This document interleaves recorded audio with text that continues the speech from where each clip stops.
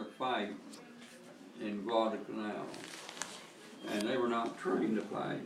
I never fired a gun but one time, and that was on a target practice. They determined whether you were a sharpshooter or whatever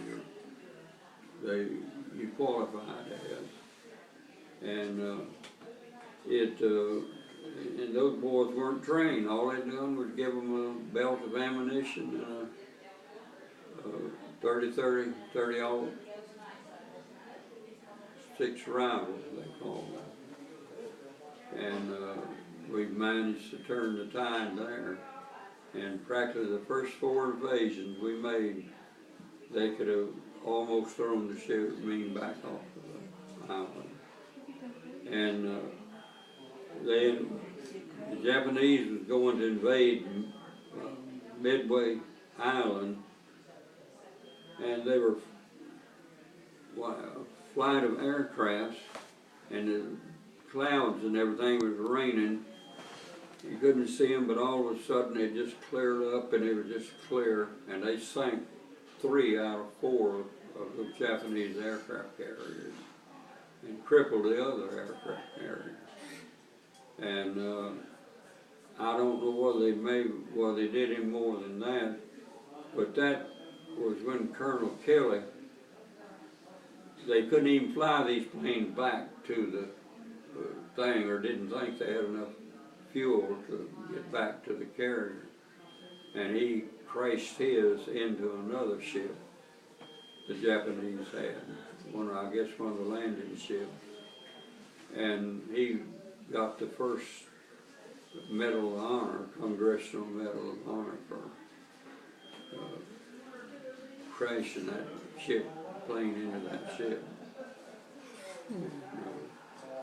But we came mighty close. If they would have come on when they bombed Pearl Harbor, we had nothing. We had one destroyer that escaped unharmed and out to sea. And that's all we had in the Pacific Ocean at one time, one destroyer. And there was over 3,500 men that was killed there in that raid at Pearl Harbor. Well, it's like you said, the only way we won that war, it was God on our side. I mean, there's too many things. I mean, you've already given 2, but even that third incident of that ship that come back into San Diego, Yeah. 2 suicide bombers and another bomb, and it rolled over and dumped those suicide bombers and then turned back up and came on back to the U.S. I mean, there's no doubt that that was the Lord. Well, the Lord has been on our side in practically every war we've fought. And you know, we haven't won a war since World War II. We've compromised and divided them nations, North and South Korea, North and South Vietnam, and we just set up troubles for time to come. And look at the state of our nation since World War II. Yeah. Plus today, America, if you really look at it, we've been going downhill quite some time. I agree. We're going down some very slippery slopes now. You take this business of marijuana being legalized, it's the same way they legalized, we've done away with prohibition. And that's what they're up to. You take the gay rights movement, that was only against one state particular and 2 other states was the only ones that were affected by that ruling. But yet, the gay rights have just about took over the United States now. And God said that's an abomination in His sight.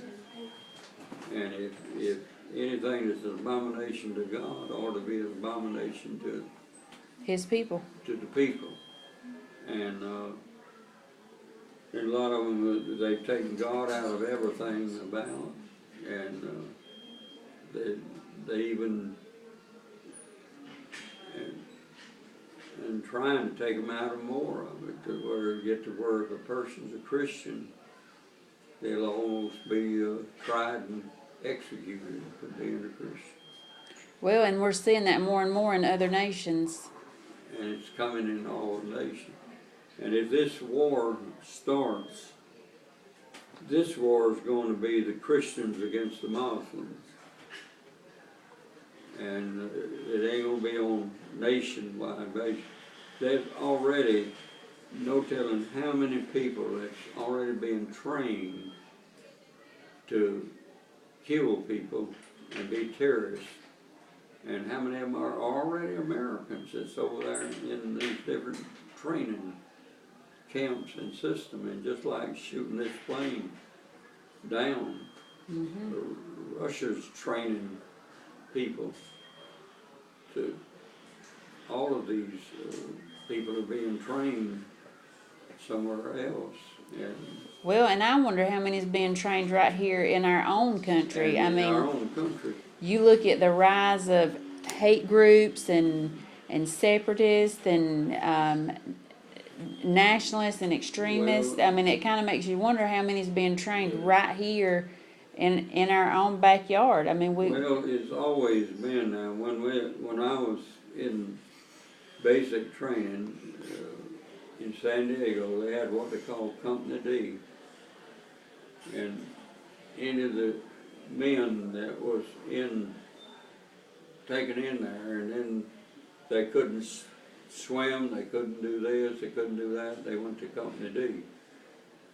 Which meant they were unfit for sea duty, they were unfit for, well, it's even above that, they had what was called unfit for sea duty, that they'd be discharged for land service only.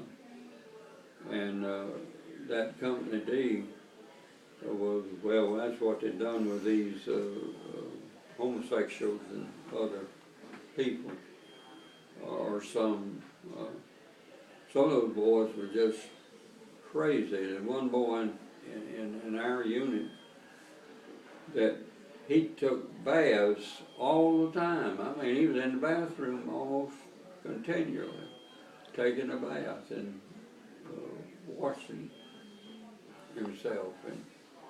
And so they sent him to Company D, you know. And then even when I was inter-passenger church, we had a couple of people that were declared unfit for service. And was discharged from the army. I don't know all the details of why they were discharged, but and of course there was some that just when they got into it, they'd gotten into far more than they dreamed to get into. And we had a couple of fellows try to commit suicide and things like that, and they went to Company D, and then they'd be discharged from the service. You done with it? No? We're in awful perilous times. No, you're done? Does this work? That works. I think people need to realize that too, and pay attention to it, and stop all this bickering amongst themselves, and focus on the big picture. And all this thing, it's a shame for Congress to be locked down as much as the people, the Senate and the House of Representatives in Washington. We elect them, send them up there to govern the nation. And there's not all of them, but I guess some of them, they don't know what they're doing up there. They're just... Well, I agree. It's just like when they locked the government down and fixing to cause it to default on all of its loans and everything. That's frightening things that you have men to represent that. we don't care what happens, we're gonna have our way. Sounds like children on a playground. I Well, guess if you're about not like gonna children agree- in school. Yeah, if you're not gonna agree with me, I'm just gonna sit down and I'm not gonna play with you. Well, that's what it is. It's juvenile, and they just haven't grown up. And not, I don't guess that all of that Tea Party, but the Tea Party is the one that's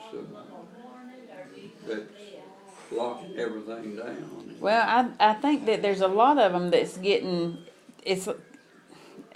they're very extreme, you know, it's extreme left and extreme right, and there's really nobody in the middle anymore to kind of bring them all back to where they need to be. So, It's well, actually, in politics, the government